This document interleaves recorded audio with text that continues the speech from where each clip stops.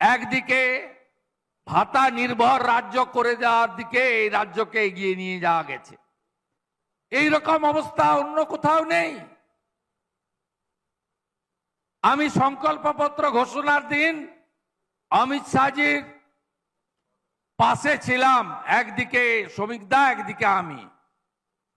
একজন সাংবাদিক জিজ্ঞেস করলেন যে আপনারা তো মোদিজির নেতৃত্বে আত্মনির্ভর ভারতের কথা বলেন, তাহলে এখানে সব ভাতা ভাতা ভাতা বাড়াবার কথা সংকল্পপত্রে বলছেন কেন?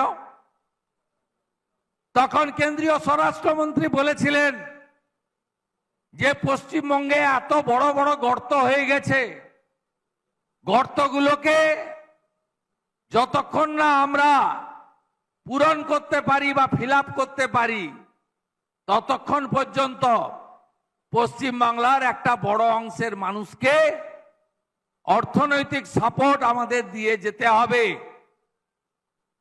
কিন্তু লং টার্মে আমরা এই রাজ্যকে যখন সুজলাং সুফলাং করব, তখন এই রাজ্য ভাতা নির্ভর রাজ্য থেকে বেরিয়ে আসবে এবং ভারতীয় জনতা পার্টি পরিচালিত গুজরাট, মহারাষ্ট্র, মধ্যপ্রদেশ, উত্তরপ্রদেশের মতো এই রাজ্য আগামী দিনে আত্মনির্ভর পশ্চিমবঙ্গ হিসেবে আত্মপ্রকাশ করবে।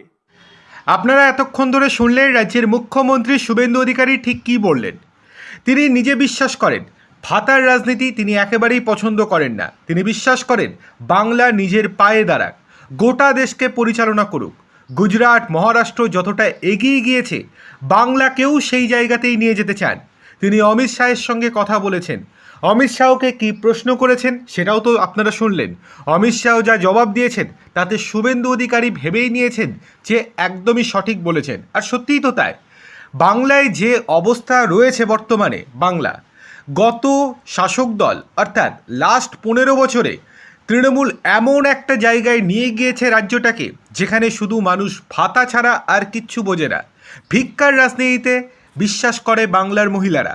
সেই জন্যই এবার শুভেন্দু অধিকারী চান আগামী কয়েক বছরের মধ্যেই বাংলাকে এমন একটা জায়গায় নিয়ে যেতে যেখানে ভাতার রাজনীতি থাকবে না, ভাতা বন্ধ হয়ে যাবে এবং সেখানে প্রত্যেকটা মানুষ নিজের পায়ে দাঁড়াতে পারবে। এখানে অর্থাভাব থাকবে না, যাতে মানুষ নিজের যোগ্যতায় কাজ করতে পারে। সেই নিয়েই তিনি নিজের পরবর্তী পদক্ষেপ করতে চাইছেন। দেখার বিষয় এই যে শুভেন্দু অধিকারীর এই ভবিষ্যৎ পরিকল্পনা সফল হয় কিনা।